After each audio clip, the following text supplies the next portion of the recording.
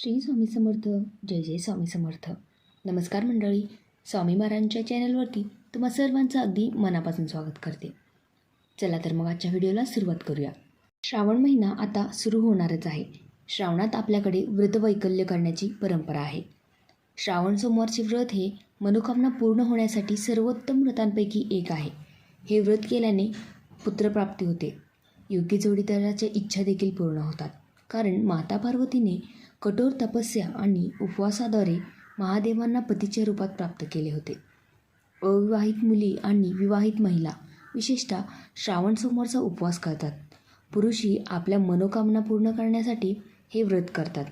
तुम्हाला श्रावणात करण्याच्या काही पूजा सांगणार आहोत. महिलांनी श्रावणात या गोष्टी केल्याने घरातील आर्थिक परिस्थिती सुधारेल आणि तुमच्या पतीला कामात यश मिळेल आणि भरभराटसुद्धा होईल. देवी पार्वतीला हिरवा बांगडा अर्पण करा.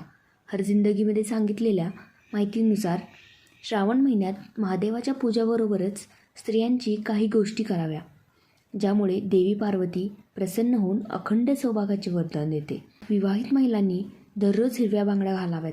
पतीच्या करिअरमध्ये यश मिळण्यासाठी हिरव्या बांगड्या दान कराव्यात. हे दान तुमच्यासाठी खूप भाग्यवान ठरेल. यासोबतच तुम्ही देवी पार्वतीला हिरव्या बांगड्या अर्पण केल्यास तुमच्या पतीला विशेष फायदासुद्धा होईल. श्रावणात दररोज हे एकच काम करा. महादेवाची कृपादृष्टी राहील. शिवलिंगाला जल अर्पण करा. एका भांड्यात पाणी घ्या आणि त्यात काळे तीळ मिसळा. सकाळी याच पाण्याने स्नान करावे.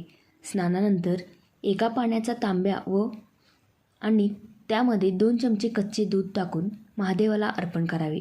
शिवलिंगाला जल अर्पण करताना श्री शिवाय नमस्तुभ्यम या मंत्राचा जप करावा. हा उपाय श्रावणातील किमान 15 दिवसपर्यंत करावा लागेल. यामुळे तुमच्या पतीला नोकरीत बढतीची संधी मिळेल. म्हणून श्रावणात शिवलिंगासमोर दीप प्रज्वलित करणं, महादेवाच्या मंदिरात बेल आणि भस्म दान करा. श्रावण महिन्यात मंदिरात घंटा दान केल्याने तुमच्या जीवनात सुखसमृद्धी येईल. करिअरमध्ये येणारे अडथळेही दूर होतात. त्याचबरोबर मंदिरात भस्म देखील दान करावे. बांबूच्या पात्रात भस्मदान केल्याने जीवनात अपार यश मिळते. विशेषतः श्रावण महिन्यात पती पत्नीने एकमेकाशी भांडू नये, हे लक्षात ठेवा. संध्याकाळी महादेवासमोर दिवा लावा आणि त्यात हिरवी वेलची घाला. यामुळे तुमच्या घरात सुखसमृद्धीसोबतच धन आणि धान्यही भरपूर येईल.